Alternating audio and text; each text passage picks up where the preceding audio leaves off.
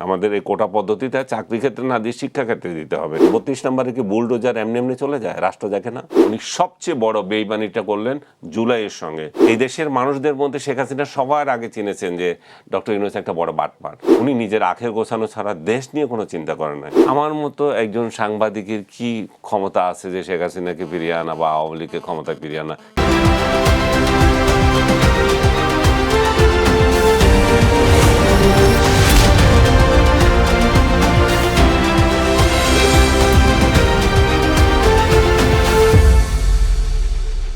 দর্শক স্বাগত কালের কণ্ঠে নিয়মিত অনুষ্ঠান কালের সংলাপে আপনাদের সঙ্গে আছে আমি সাদমান সাকিব। সন্ত্রাস বিরোধী আইনের একটি মামলায় ৩ মাসের কারাভোগের পর জামিনে মুক্তি পেয়েছেন সাংবাদিক আনিস আলমগীর। কেন তিনি গ্রেফতার হলেন, তাকে গ্রেফতারের পেছনের মূল কারণ আসলে কি থাকতে পারে, সবকিছু নিয়ে আজ আমরা আলোচনা করব। আজকে আমাদের আলোচনায় অংশ নিতে স্টুডিওতে উপস্থিত হয়েছেন সিনিয়র সাংবাদিক আনিস আলমগীর। আপনাকে স্বাগত এবং শুভেচ্ছা কালের কণ্ঠের পক্ষ থেকে। দর্শক, আজকে আমাদের আলোচনার বিষয় নির্ধারিত হয়েছে সমালোচনায় কি সন্ত্রাস, এমন প্রশ্ন নিয়ে আজকে আমরা আলোচনা করব। আর শুরুতে আপনার কাছে একটু জানতে চাই যে দীর্ঘদিন কারাভোগ করে আসলেন বিনা অপরাধে, একটু জানতে চাই আসলে আপনি কেমন আছেন এখন? ভালো আছি ইনশাল্লাহ। আমার মেন্টাল একটু ডিপ্রেসমেন্ট যেটা ছিল ওটা একটু কাটিয়ে উঠেছি। এক ধরনের মানে ডাক্তার বললো যে একটু এটা থাকে, এটা আপনি একটু ইনশাল্লাহ ঠিক হয়ে যাবে। একটু একটু জানতে চাই যে সমালোচনায় কি সন্ত্রাস, এমন একটি প্রশ্ন আপনার কাছে রাখতে চাই।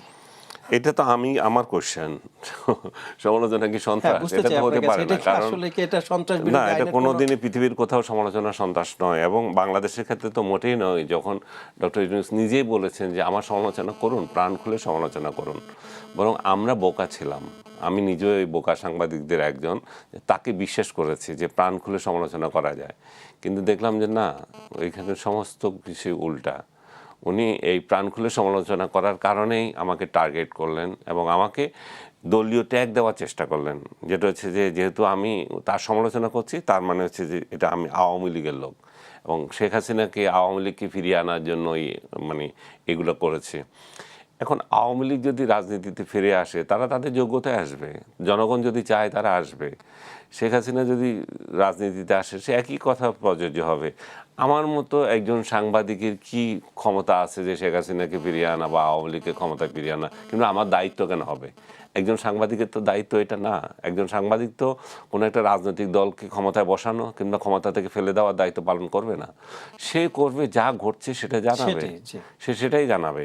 কিন্তু এই জায়গায় ওনারা ভুল করলেন যে মনে করলেন যে এই লোককে এটা করছি, কিন্তু বাস্তবতা হচ্ছে যে এই জুলাই যোদ্ধা যদি তারা বলে থাকে যে জুলাই পুরো মাসে আমার কার্যক্রম ছিল এই শেখ হাসিনার।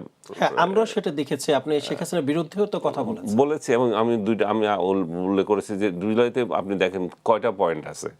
জুলাইতে যেদিন চেঞ্জ কোনটা হলো, জুলাই শুরু থেকে আমি বলছিলাম যে কোটার পদ্ধতি বাতিল করতে হবে, পুরো মূল দাবির সঙ্গে আমি একমত, এবং শিক্ষা খাতে দিতে হবে। আমাদের এই কোটা পদ্ধতিতে চাকরি ক্ষেত্রে না দিয়ে শিক্ষা ক্ষেত্রে দিতে হবে, তাহলে ওইখান থেকে বেড়ে উঠবে লোকজন, ওইখান থেকে শিক্ষিত হয়ে সে কম্পিট করতে পারবে। আদারওয়াইজ আপনি যে একটা কোটা রেখে দিচ্ছেন ওই কোটাটা আসলে কোনো কাজ হচ্ছে না, এবং নাতিপতির জন্য আমি কেন কোটা রাখবো? এগুলোর বিরোধিতা করেছি আমি। তারপরে আসলো সেই ক্ষণটা যেদিন আবু সাইদ মারা গেল। আবু সাইদ মারা যাওয়ার মনে হয় 1 ঘন্টার পরে আমি ভিডিও দিয়ে প্রতিবাদ করেছিলাম। আমি বোধহয় ঢাকা শহরে সাংবাদিকদের মধ্যে প্রথম ব্যক্তি যে এরকম একটা প্রতিবাদ করেছে, এবং সঙ্গে সঙ্গে ভয়েস বাংলা আমাকে নিয়ে ভিডিও করলো যে দেখো শেখ হাসিনাকে সমর্থন করে এমন লোকেরাও আজকে সমালোচনা করছে, আমাকে নিয়ে ভিডিও করছে। যদি আমি আপত্তি করি, যেটা বলা হয় যে আওয়ামী ট্যাগ দেওয়া বা এই যে এক ধরনের সংস্কৃতি এগুলো চালু হয়ে গেছে। তারপরে হলো কি, আমাদের আরেকজন খেয়াল করে থাকেন আমাদের ইয়েদের সমন্বয়কদেরকে ধরে নিয়ে গেল, সেই সময়ও বলা হয়েছে। তারপরে আমি গেলেও 3 তারিখে আপনার যেদিন পদত্যাগ দাবি করলো তারা শহীদ মিনারে গেল, সেদিনও আমি সমর্থন করলাম এবং শেখ হাসিনাকে বললাম যে এবং এখন সময় হয়েছে আপনি চলে যান। এবং আমার স্ট্যাটাস আসিফ নজরুল পর্যন্ত শেয়ার করেছে। আপনি বুঝেন, তখন আমি জুলাই যোদ্ধা ছিলাম। এরপরে যখন এবং ডক্টর ইউনূস আসার 6 মাস পর্যন্ত আমি একটা শব্দ বলিনি ওনার বিরুদ্ধে, কারণ উনি এমন একটা পরিবেশে এসছেন এবং আমাদের একটা রিকনসিলিয়েশন দরকার, আমাদের একটা দূরদর্শিতা দরকার, দেশটাকে এগিয়ে নেওয়া দরকার। এবং যেই ধরনের 5 আগস্ট থেকে 8 আগস্ট পর্যন্ত বা পরবর্তীতে যে পরিস্থিতি তৈরি হয়েছিল, তাতে আমাদের একটা স্থিতিশীলতা দরকার ছিল। সব কিছু করেছি, কিন্তু যখনই 6 মাস পরে ওনার সমালোচনা করতে শুরু করেছি, কেন সমালোচনা করতেছি, কারণ আমরা দেখছি যে উনি 24কে দিয়ে 71কে মুছে দেওয়ার চেষ্টা করছে, উনি বঙ্গবন্ধুকে ইতিহাস থেকে মুছে দেওয়ার চেষ্টা করছে, আমাদের জাতীয় দিবসগুলোকে আমাদের জাতীয় ক্যালেন্ডার থেকে মানে ফেলে দিচ্ছে, আমাদের সংবিধান দিবস, আমাদের 7ই মার্চ এগুলো নাকি আওয়ামী লীগের দিবস হয়ে গেছে। সো সার্বিক কার্যক্রমে দেখা যাচ্ছিল যে উনি আসলে মৌলবাদীদের খপ্পরে পড়ে এবং একটা মৌলবাদী সরকার প্রতিষ্ঠা করার জন্যই তার কার্যক্রম চালাচ্ছিলেন এখানে। সেই জায়গায় আমি শেষ করে দিচ্ছি, সেই জায়গায় বিরোধিতা করেছি, সেই জায়গায় আমার ওনার এই সমস্ত কার্যক্রমের প্রতিবাদ করেছি। তার মানে এই না যে তো এটা এমন কোনো কিছু না, আমরা দ্বিমত করেছি। প্রতিবাদ মানে কি আমি তো রাস্তায় গিয়ে কোনো ওনার জন্য কোনো বক্তৃতা করি নাই, বা ওনার বিপক্ষে জনমত গঠন করার তো কোনো চেষ্টা করা। জনমত যদি গঠন হয়ে থাকে সেটা তো আমার কিছু আসে যায় না, সেটা তো আপনার লেখায় যদি জনমত গঠন হয় সেটা তো আপনি এটার জন্য আপনি দায়ী হবেন নাকি? আপনি দেখবেন যে আপনি ওই লেখাটাতে সত্য কি মিথ্যা সেটা হচ্ছে বিষয়। জনমত কোন দিকে গেল সেটা দেখা দায়িত্ব অন্যের, কিন্তু আপনি সত্য বলছেন কিনা সেটা হচ্ছে বিষয়। আমি এই পুরো জুলাই মাস না আজ পর্যন্ত ওনার বিরুদ্ধে এমন কোনো অসত্য তথ্য দিয়েছি কিনা, আমি একটা তথ্যে ওনার প্রেস উইং খুব চটে গিয়েছিল। একটা তথ্য আমার এটা ছিল যে জুলাইতে উনি ক্ষমতায় আসার আগে কয়েকটা ইন্টারন্যাশনাল মিডিয়াকে ওনার প্রোপাগান্ডা টিম, যেগুলো পিআর প্রতিষ্ঠান দিয়ে উনি ইন্টারভিউ দিয়েছেন। আপনার মনে আছে কিনা জানি না, 7 সিস্টার নিয়ে উনি মন্তব্য করেছিলেন এনডিটিভির সঙ্গে। এরকম ইন্ডিয়ান মিডিয়াগুলোর সঙ্গে উনি অ্যাপ্রোচ করেছেন এবং তার ইন্টারভিউ তারা নিয়েছে, অনেকে এটা প্রত্যাখ্যান করেছে। ওই প্রেক্ষিতে আমি বলেছিলাম যে উনি কিন্তু এটা করেছেন, এবং শেখ হাসিনার যে ইন্টারভিউগুলো ভেরি রিসেন্টলি ইয়েতে যাচ্ছে, সেটাও কিছু কিছু ক্ষেত্রে এই পিআর টিমের কাজ হতে পারে। এইটাতে তারা ক্ষিপ্ত হয়ে গেছে। তার এই এখনকার প্রোপাগান্ডা টিম এখানে যারা ছিল তারা হচ্ছে না এটা ঠিক না, ডক্টর ইউনূসকে মহান ব্যক্তি, তাকে ডেকে তারা ইন্টারভিউ নিয়েছে। আমি যখন প্রমাণ সহ দিলাম কোন কোন পত্রিকাকে দিয়েছে, কিভাবে অ্যাপ্রোচ করেছে, তখন তাদের গায়ে লাগলো। এই জিনিসটা তারা বলতে পারে যে আমাদের বিরুদ্ধে আপনি বলেছেন। এটা তো বিরুদ্ধে না, এটা সত্য উন্মোচন করা। মানে আপনাকে গ্রেফতারের পেছনে তাহলে কি এই কারণটি, নাকি এছাড়া অন্য কোনো কারণ থাকে না? তারা দীর্ঘদিন থেকে চেষ্টা করছিল যে আমাকে ধরার জন্য একটা প্রোপাগান্ডা চালাচ্ছিল, এবং এই প্রোপাগান্ডা চালানোর মধ্যে বিদেশে পলাতক 2টা ইউটিউবার আছে, তারা সব সময় এটা চালাচ্ছে। কারণ আমি আবার তাদের বিরুদ্ধে কথা বলছিলাম। তারা এই ডক্টর ইউনূসের শাসনকে অস্থিতিশীল করার জন্য তারা কাজ করছিল, তারা শেখ হাসিনার শাসনকে অস্থিতিশীল করার জন্য কাজ করছিল। ইভেন তারা তারেক রহমানের বিরুদ্ধেও আজে বাজে কথা নিয়ে, আপনি খেয়াল করেছেন কিনা, ভিডিও করতো। আমি বললাম যে এরা সোশ্যাল মিডিয়াতে ইনফ্লুয়েন্সার, কিন্তু তাদের কার্যক্রমগুলো দেশবিরোধী হচ্ছে, এবং সোশ্যাল মিডিয়াকে একটা নর্দমা মানিয়ে দিচ্ছে এরা, এবং যে যাকে যা ইচ্ছা বলতে পারে, গালাগালি করতে পারে। এবং আজকে আমাদের সোশ্যাল মিডিয়া যে একটা নর্দমার মতো হয়ে গেছে, সেটা তাদের কারণে হয়েছে। একজন আরেকজনকে আক্রমণ করা, মানে বিনা লাইসেন্স পেয়ে যাওয়া, মানে সোশ্যাল মিডিয়া আছে মানে আপনি যা ইচ্ছা তা করতে পারেন। শেখ হাসিনার আমলে তো এগুলো একটা আইন ছিল, এটা ভয় পেত যে আমি যে কমেন্ট করছি সেটা কোন দিকে যায়। এখন সেই আইনটাকেও খর্ব করে দিয়ে গেছে, এমন এক অবস্থা তৈরি করেছে আপনার বিরুদ্ধে আমি যা ইচ্ছা তা লিখতে পারি, এটা কোনো প্রতিকার মানে এটা কি স্বাধীনতা, মানে এটা তো স্বাধীনতা না, এটা স্বাধীনতা পড়ে না। আমি যখন ওই পলাতক 2 ইউটিউবার সম্পর্কে বললাম, তখন ওরা আবার এখানকার তাদের যে চেলাপেলা যারা আছে, যারা বিভিন্ন রাজনৈতিক দলের মধ্যেও আছে, ঢুকছে এখন, তাদেরকে দিয়ে এই সমস্ত প্রপাগান্ডা করালো। এই যে স্বৈরাচারের দোষও, তাকে গ্রেপ্তার করতে হবে। আমার পাশাপাশি মাসুদ কামালের নামও আসলো, তাকেও গ্রেপ্তার করতে হবে। মানে আপনাকে যখন আজ থেকে প্রায় 3 মাস আগে যখন আপনাকে একটি জিম থেকে তুলে নিয়ে যাওয়া হলো, এরপরে আপনাকে দীর্ঘ সময় ডিবি কার্যালয়ে রাখা হলো, এবং আপনাকে কি মামলা দেবে, তো সে মামলা পর্যন্ত খুঁজে পাওয়া যাচ্ছে না। পরে হয়তো তড়িঘড়ি করে একটি মামলা দেওয়া হলো, সন্ত্রাস বিরোধী আইনের মামলায়। এই যে ডিবি কার্যালয়ে আপনাকে আটকে রাখা হলো, সেখানে আপনি কেমন ব্যবহার পেয়েছেন? আসলে ওরা পার্সোনালি ভালো ব্যবহার করেছে, কিন্তু তাদের যে কার্যক্রম সেটা হচ্ছে একটা নির্যাতন সেল। আপনাকে নিয়ে মাঝখানে ওরা অফিসাররা বসছে আর চারদিকে 4টা রুম, মানে তারা এখানে কার্যক্রম করে, কারে ধরে আনে, অমুক তমুক করে। তো এই 4টা রুমের মধ্যে প্রথমে একটা রুমে আমাকে দিয়েছিল, অত্যন্ত নোংরা, এটা কোনো ভাষা, জীবনে এর থেকে নিকৃষ্ট কোনো জায়গায় আমি রাত কাটাই নাই, এবং এক বিন্দু আমি ঘুমাতে পারি নাই, কারণ মশা এমনভাবে ছিল।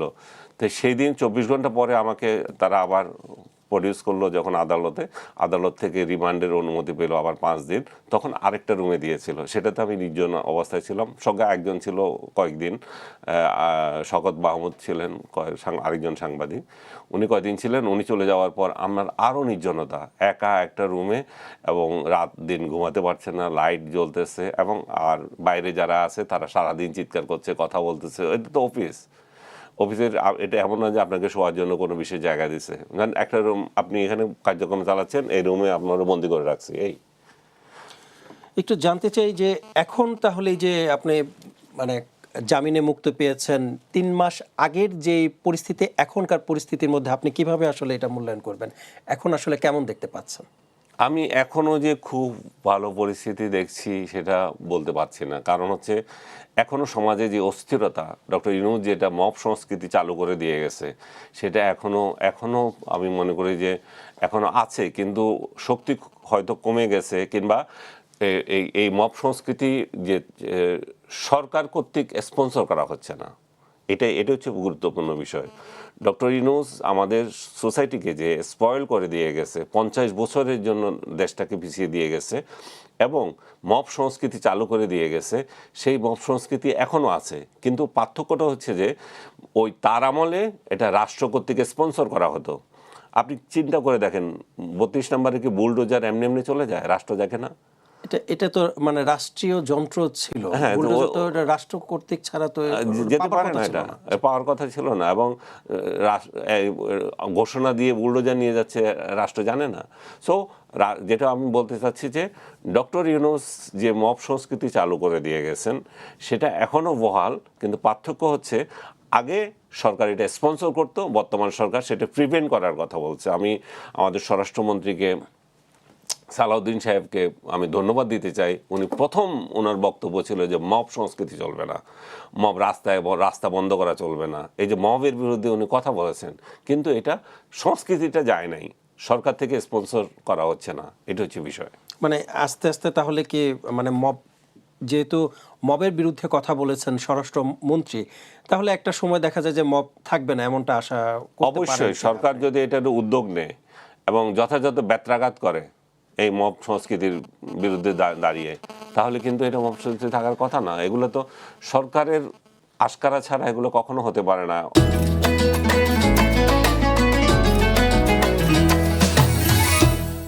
মব মানে কি? মব তো হচ্ছে যে একটা আইন বহির্ভূত কাজ করা, নিজের হাতে আইন তুলে নেওয়া। নিজের হাতে আইন কখন তুলে নেয়? যখন রাষ্ট্র নিষ্ক্রিয় থাকে। আপনি প্রটেস্ট করা বা আপনি যে ওই কোনো দাবি দাবা পেশ করা, সেটাতে তো অন্যায় না, সেগুলো তো আছে, কিন্তু আপনি নিজের ইচ্ছায় যা ইচ্ছা করবেন, আপনার ইচ্ছে হলো প্রথম আলো অফিস জ্বালিয়ে দেবেন, ডেইলি স্টার জ্বালিয়ে দেবেন, আপনার ইচ্ছা, এবং রাষ্ট্র এখানে চুপ করে বসে থাকবে, সেগুলো হচ্ছে মব। মানে তাহলে কি আপনি যেটা বললেন যে রাষ্ট্র যখন নিষ্ক্রিয় থাকে তখনই মবের উৎপত্তি হয়, এখন তাহলে রাষ্ট্র সক্রিয় আছে মনে হচ্ছে আপনার? আমার মনে হচ্ছে যে সক্রিয় আছে, কিংবা সদিচ্ছা আছে, কিন্তু একটা সংস্কৃতি যখন দীর্ঘদিন চালু থাকে তখন সেটা মাথা থেকে সরতে তো সময় লাগে। সরকার যখন ওই বার্তাটা দিয়ে দেবে যে এনাফ ইজ এনাফ, এবং এটা জিরো টলারেন্স, এবং এগুলো যদি শুধুমাত্র কথার কথা হয় তাহলে হবে না, এগুলো যদি বাস্তবায়নে দেখে তখন এটা ঠান্ডা হয়ে যাবে। মবের বিরুদ্ধে আসলে সরকারের শক্ত অবস্থান ছাড়া মব আসলে বিদায় করা সম্ভব নয়। একটু জানতে চাই যে ফেক মামলায় আপনাকে গ্রেফতার করা হলো, এবং সে মামলায় তৎকালীন সরকার থেকে আপনাকে জামিনের কোনো চেষ্টাই করা হয়নি, জামিন দেওয়ার বিষয়ে। সরকার কেন চেষ্টা করবে? সরকার তো আমাকে বন্দী করার চেষ্টা করেছে। সেক্ষেত্রে এই যে নতুন সরকার আসলো, বিএনপি সরকার আসলো, এই সরকারের আমলে আপনি জামিনে মুক্তি পেয়েছেন, এটিকে একটি পরিবর্তনের আভাস হিসেবে দেখছেন কিনা? আমি অবশ্যই এটা পরিবর্তনের আভাস হিসাবে দেখি, কারণ আমার ক্ষেত্রে অন্তত, কারণ আমি ডক্টর ইউনূসের আমলে আমি যখন দাঁড়িয়েছি জামিনের জন্য আমাকে 2বার রিজেক্ট করা হয়েছে, 3বার রিজেক্ট করা হয়েছে, একবার আমাকে আরও একটা মামলা দিয়েছে, আপনি যেটা বলছেন না, আমার পেছনে দুদক লাগিয়ে দিয়েছে, দুদক লাগিয়ে আমাকে আরও একটা মামলা দিয়েছে, এবং সেটাও আরেকটা হাস্যকর এবং ভুয়া মামলা। আমার ট্যাক্স দিতে দেরি হয়েছে সেই জন্য আমার বিরুদ্ধে মামলা। আর ডক্টর ইউনূস নিজে 666 কোটি টাকা ট্যাক্স তার মওকুফ করে নিয়েছে। কতটা বেহায়া একটা লোক হতে পারে আপনি চিন্তা করেন, নিজের 666 কোটি টাকা সে মওকুফ করে নিয়ে রাষ্ট্রকে দিয়ে, আর আরেকজনের 3 কোটি টাকার ট্যাক্স দিতে দেরি হচ্ছে।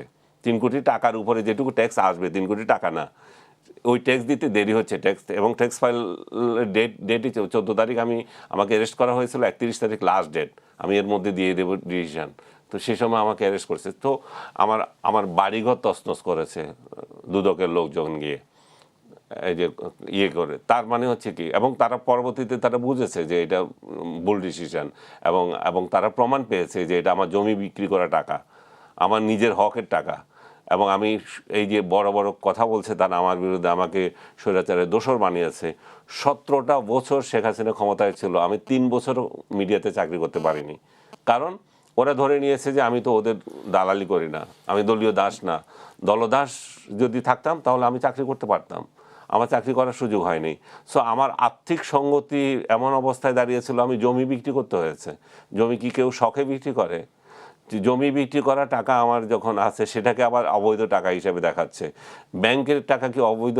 যদি আমার অবৈধ টাকা যদি নিয়ত থাকতো, তাহলে সেটাকে তো আমি অন্য জায়গায় লুকিয়ে রাখতাম, সেটাকে আমার ব্যাংক অ্যাকাউন্টে রাখবো?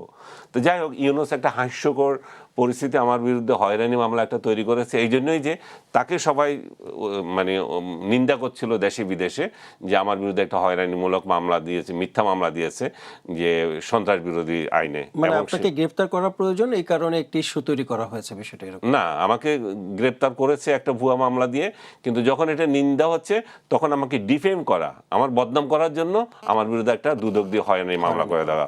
দুদক এমন একটা প্রতিষ্ঠান হিসেবে তৈরি করেছে ওই ডক্টর ইউনূস, যার তার বিরুদ্ধে যা ইচ্ছা তা করতে পারত, তারা তাই করে গেছে। তাদের আগের যে কর্মকর্তারা ছিলেন, এখন তারা এই সরকার নতুন করে বা চেঞ্জ করার চিন্তা করছে, এখন যদি সুবিচার মানুষ পায় আর কি। যে আপনি জামিনে মুক্ত পাবার আগে ত্রয়োদশ জাতীয় সংসদ নির্বাচন শেষ হয়েছে, এরই মধ্যে 1 মাস অতিক্রম করেছে নতুন সরকার। এই নতুন সরকারের 1 মাসকে আপনি কিভাবে মূল্যায়ন করবেন? আমি খুব অ্যাপ্রিসিয়েট করব। তারা যেভাবে আগাচ্ছে সেটা সূচনা হিসাবে খুবই ভালো। এবং সবচেয়ে ভালো যে জিনিসটা আমার ভালো লাগছে, যেটা এই আমাদের প্রধানমন্ত্রী একটা অতীত নিয়ে একটা শব্দ উচ্চারণ করেন নাই। অতীত নিয়ে যে ঘাটাঘাটি করা, এটা উনি করেন নাই, যে অমুক সরকার এই করেছে সেই করেছিল। সামনে আমরা কিভাবে এগিয়ে যেতে পারি, উনি একটা বার্তা দিয়ে দিচ্ছেন।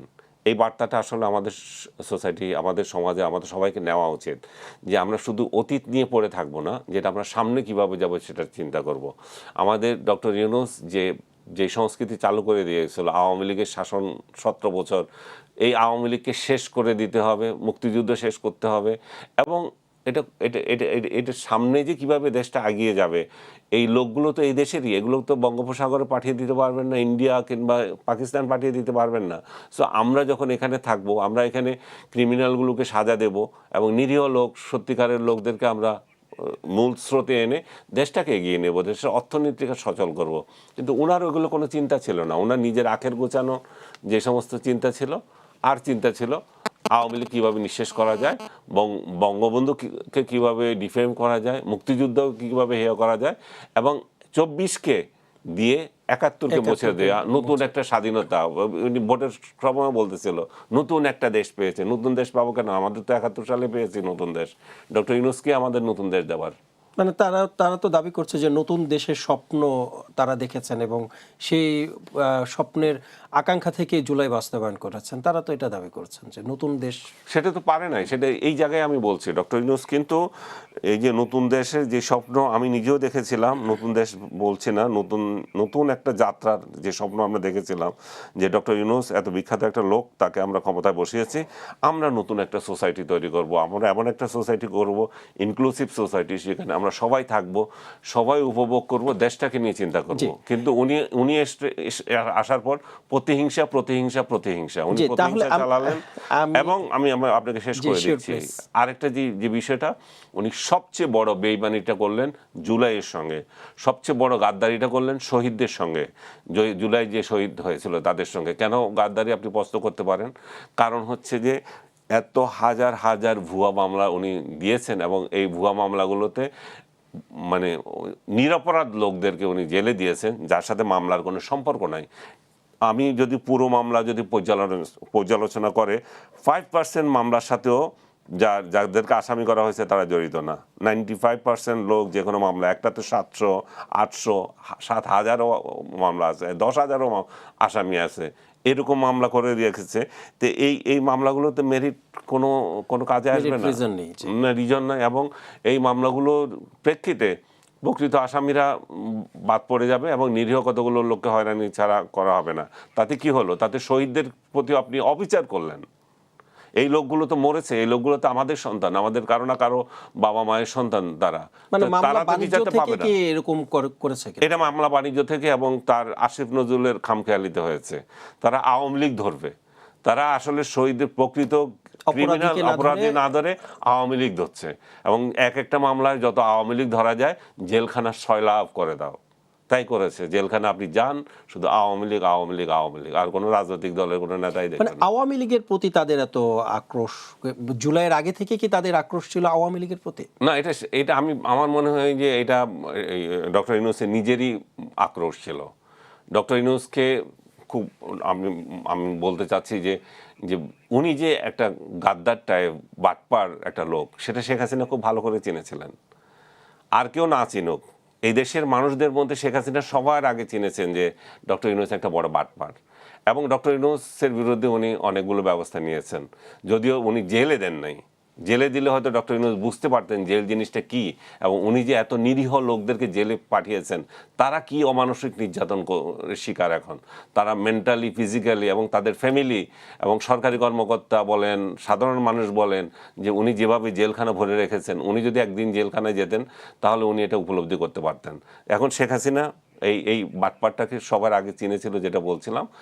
এই জন্য শেখ হাসিনার প্রতি তার ক্ষোভ, এবং শেখ হাসিনার যে ক্ষোভ সেটা আওয়ামী লীগের উপরে ক্ষোভ, সেই আওয়ামী লীগের উপর ক্ষোভ, এটা স্বাধীনতার উপরে ক্ষোভ, বঙ্গবন্ধুর উপরে ক্ষোভ, এগুলো সব এক সূত্রে গাঁথা। এবং তার সাথে মৌলবাদী শক্তি এক হয়েছে, যারা 71 প্রশ্নে যাদের অনেক কষ্ট হয় তারা যোগ হয়েছে।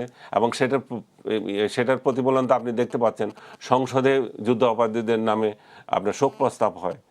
তাহলে এখন সংসদটাকে আপনি কিভাবে দেখছেন?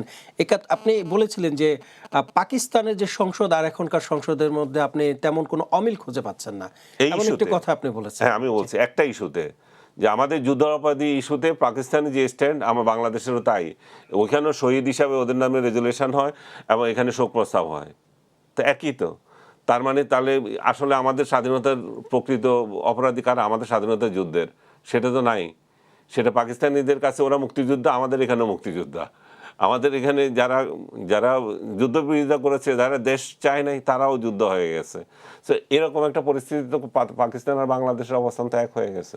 আচ্ছা, ডক্টর আনিস আলমগীর, আমি আপনার কাছে আরেকটি প্রশ্ন রাখতে চাই। সেটি হচ্ছে, আপনি তো বিএনপি সরকারের 1 মাসের মূল্যায়ন করলেন। যদি গত 1.5 বছরের অন্তর্বর্তী সরকারের সময়টা মূল্যায়ন করতে বলি, তাহলে কিভাবে মূল্যায়ন করবেন? এটা একটা ডাস্টবিনের মধ্যে ছিলাম আমরা, পুরো দেশটাকে একটা ডাস্টবিনের মধ্যে ফেলে দেওয়া হয়েছিল। পুরো দেশের মানুষগুলো কোনো ভবিষ্যৎ ছিল না। আমরা একটা অন্ধকার জগতের মধ্যে প্রবেশ করেছিলাম। আমরা পিছু হটছিলাম, পিছনে যাচ্ছিলাম, আমরা সামনের দিকে যাচ্ছিলাম না। অন্ধকারময় একটা ভবিষ্যৎ আমরা আমাদের পরবর্তী প্রজন্মের জন্য রেখে যাচ্ছিলাম। ডক্টর ইউনূস তাই করেছে। উনি নিজের আখের গোছানো ছাড়া দেশ নিয়ে কোনো চিন্তা করেন নাই। কিন্তু আমরা তো অনেক আশা আকাঙ্ক্ষা নিয়ে তাকে নিয়ে এসেছিলাম। অবশ্যই আমরা অনেক আশা আকাঙ্ক্ষার সাথে তিনি বেইমানি করেছেন কিনা? সম্পূর্ণ বেইমানি করেছে। আমার এত ভালো লাগছিল যে যেদিন তাকে রাষ্ট্র ক্ষমতায় আসবে বলে কথা হচ্ছিল, আমার 2জন বিদেশি ফ্রেন্ড আমাকে বলল, you people are so lucky যে ডক্টর ইউনূসের মতো একজন ব্যক্তি তোমাদের ক্ষমতা নিচ্ছে। আমি বললাম যে রিয়েলি উই আর লাকি। কিন্তু সে কত ধরনের মানে এই অপশাসন করলো, কত ধরনের আপনার কি বলবো, এটা মানে ফালতু শাসন, মোট কথা মানে এটা বাটপারি শাসন করা জাতির প্রতি, সেটা ডক্টর ইউনূস দিয়েছে এবং সেটা আমরা আগে উপলব্ধি করে নাই। আমি যেখানে নিজেও এপ্রিসিয়েট করছি যে আমরা আসলে লাকি যে তাকে পেয়েছি। আমরা তো দেখেছি যে এই 1.5 বছরে তিনি নিজের নামে অনেক ব্যবসা প্রতিষ্ঠানও গড়ে করেছেন নিজে প্রতিষ্ঠানগুলো, উনি অনেক চালাক, যে প্রতিষ্ঠানগুলো আছেন উনি আছেন, কিন্তু এগুলো আমার না। হ্যাঁ, ওনার গ্রামীণ ফোন দেওয়া, ওনার গ্রামীণ ব্যাংক, গ্রামীণ ফোনের সুবিধা দেওয়া, কর মাফ করে দেওয়া, তারপরে ইউনিভার্সিটি করা, অমুক করা, তমুক করা, এখন আবার নতুন সুর তুলছে। এগুলো তো আগে অ্যাপ্লিকেশন করেছিল, তখন দেওয়া হয়নি, মেরিট ছিল না, দেওয়া হয়নি। এখন আপনি দিলেন কেন? এটা তো ইন্টারেস্ট, আপনার ইন্টারেস্ট আছে, এটা কনফ্লিক্ট অফ ইন্টারেস্ট। আপনি এখন কতগুলো প্রতিষ্ঠান দিয়ে যাচ্ছেন যেটা আপনি জড়িত আছেন। সবচেয়ে বেহায়াপনা, যেটা বিশ্ব বেহায়ার কাজ যেটা উনি করেছেন, সেটা তো এই নিজেকে এসএসএফ দেওয়া, অতিরিক্ত ভিভিআইপি ঘোষণা করেছেন এবং 1 বছরের জন্য এসএসএফ এর সুবিধা এসএসএফ দেওয়া। এটা পৃথিবীর কেউ মানে চিন্তা করতে পারে? আপনি যেটা বলছিলেন যে মবের, যিনি মব তৈরি করেছেন, মবের ভয়ে কি তিনি এরকম জনসাধারণের সাথে মিশতে ভয় পাচ্ছেন? সেটাই তো প্রশ্ন ওঠার কথা। আপনি বলছেন যে মব সংস্কৃতি আপনি করেন নাই, আপনি ভয় পান না, আপনি অমুক করেছেন, তো আপনি সোনার দেশ তৈরি করে গেছেন এই যে 1.5 বছরে। তো আপনার এই সোনার দেশে আপনাকে কেন এখন বিশেষ সিকিউরিটি নিয়ে ঘুরতে হবে, যেটা আপনি পান না? এটা আপনার পাওয়ারও অধিকার নাই, কিন্তু আপনি এটা নিয়েছেন। এটা এসএসএফ তো রাষ্ট্রপ্রধান, সরকার প্রধানের জন্য, কিংবা বিদেশি কোনো সরকার প্রধান যখন আসে তাদের জন্য। আপনি নিজের জন্য এটা করে নিয়েছেন, নিজের ক্ষমতা আছে তাই। তাহলে ভবিষ্যতে ডক্টর ইউনূস তিনি যে অপকর্ম করেছেন, আমি আপনার ভাষায় যদি বলি, তাহলে তিনি কি আবার গ্রেফতার হওয়ার সম্ভাবনা রাখেন কে, বা সেটা আছে কিনা? ইমিডিয়েটলি হবে আমি এটা বিশ্বাস করি না। তবে আমি মনে করি যে তার সরকারের সমস্ত কার্যক্রম নিয়ে একটা হোয়াইট পেপার তৈরি করা উচিত, যেটা আমরা শ্বেতপত্র বলি। এটাতে আসলে সে কি করেছে না করেছে তার একটা হিসাব থাকা উচিত। তাতে করে যদি ধরা পড়ে যে তার সে অন্যায় করেছে, কিছু অন্যায় তো করেছে, এটা তো কোনো অস্বীকার করার কিছু নাই। ওনার কনফ্লিক্ট অফ ইন্টারেস্টে উনি এমন কিছু কাজ করেছে, নিজের 666 কোটি টাকা যে মাফ করে দেওয়া, এটা কি তার বাবার টাকা? এটা তো আমাদের কৃষকের টাকা, আমাদের কুমারের টাকা, আমাদের টাকা, জনগণের টাকা, রাষ্ট্রের টাকা। তো এগুলো যে উনি করে গেছেন, এটার তো বিচার হওয়া উচিত। এবং ভবিষ্যতে হয়তো যদি বেঁচে থাকেন উনি, সেই দিন পর্যন্ত হয়তো হবে, আমি জানি না, আপনিও জানি না ভবিষ্যতে কি হয়। এবং রাষ্ট্র কথাটা এটা নির্ভর করছে, বিএনপি কথাটা চায় যে উনার শাসনে, উনার অপশাসনে কি হয়েছে সেটা যদি ওনারা উদ্ঘাটন করতে চায়। উদ্ঘাটন না করতে চাইলে তো উনি চলে যাবে। এমন একটা রাষ্ট্র আবার চলবে, আমরা এমন একটা পরিস্থিতির মধ্যে যাব যে আমরা সরকার পরিবর্তন হলেও জনগণের ভাগ্য আর পরিবর্তন হচ্ছে না। একটি বিষয় আপনার নজরে নিয়ে আসি, সেটি হচ্ছে সংবিধান সংস্কার পরিষদের যে গঠন করার বিষয়ে দাবি তুলছে বিরোধী পক্ষ থেকে, সরকার পক্ষ থেকে। সেটি বলছে যে এটি সংবিধানে নেই, অনেক কিছু সংবিধানে নেই, যার কারণে তারা এটা সংবিধান সংস্কারের পক্ষে অবস্থান নিচ্ছে না। এই বিষয়টিকে আপনি কিভাবে মূল্যায়ন করবেন এখন, যেহেতু এই বিষয়টি নিয়ে কিন্তু সংসদ উত্তপ্ত হওয়ার আগে আমি বলেছি, এগুলা ওই যখন ইলেকশন হয়নি তখনও বলেছি এটা অপ্রয়োজনীয়, তখনও বলেছি গণভোট অবৈধ। তো এখনও তো আমার অবস্থান একই আছে। একটা অবৈধ ভোট দিয়ে আপনি বৈধতা আনতে চাচ্ছেন, এটা তো দরকার নাই, সংবিধানে নাই যেটা, যে জিনিস আপনি করছেন। এবং আমি মনে করি যে সরকার যে পয়েন্ট এখানে তুলেছে যথার্থ করেছে, এবং সরকারকে এখন সাপোর্ট দিচ্ছে না, এটা আগে থেকে বলে আসতেছে এগুলো অবৈধ। সরকারের বরং বোধোদয় হয়েছে, বলবো তাদেরকে থ্যাঙ্কস দেব যে তারা এটা নিয়ে কৌশলগত কারণে তখন হয়তো সোচ্চার ছিল না, এখন তার সোচ্চার। একটু জানতে চাই জনাব আনিস আলমগীর, আপনার কাছে, আপনাকে যিনি সন্ত্রাস বিরোধী আইনের মামলাটি দিলেন, তার সাথে আপনার কোনো ব্যক্তিগত কোনো শত্রুতা ছিল কিনা আগে থেকে? তাকে আমি ফেসবুকে ব্লক করেছিলাম, এটাতে তার গোসা হয়েছে। এবং কত হাস্যকর বুঝেন, ফেসবুকে ব্লক করলে মামলা করে দিতে হয়। মানে ফেসবুকে ব্লক করলেই, মানে এছাড়া আর কোনো তার সাথে কোনো ধরনের না এই ধরনের কি বলবো, এগুলো চেনা জানাও এরকম না, এগুলো চান্স পেয়েছে, এখন চান্সে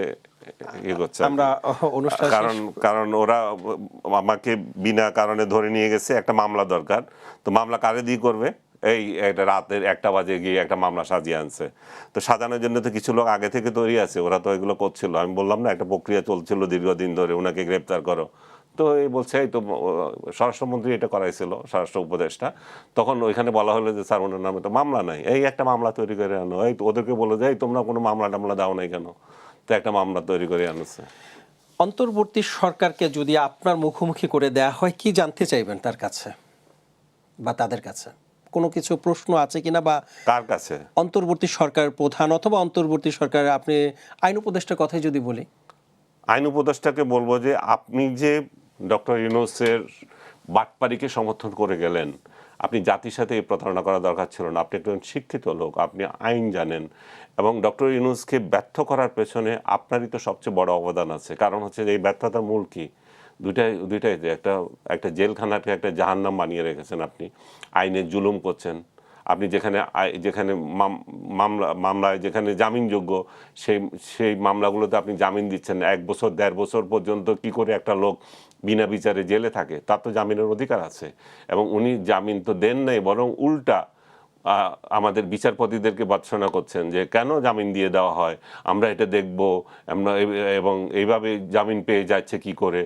এটা সভ্য কোনো দেশে এটা যদি কোনো আইন মধ্যে উচ্চারণ করতো, তাকে তো সেই দিনেই জুতাপেটা করার জন্য জনগণ রাস্তায় নামতো। যে আপনি কি করে একটা অধিকারের বিরুদ্ধে আপনি কথা বলেন, এবং আপনি বিচারপতিদেরকে ভর্ৎসনা করেন যে আইন যে জামিন কেন দিচ্ছে? জামিন তো অধিকার আমার বিরুদ্ধে মামলা করেছেন, দ্যাটস গুড, আপনি মামলা করেছেন, কিন্তু আমাকে লড়ার তো সুযোগ দিতে হবে।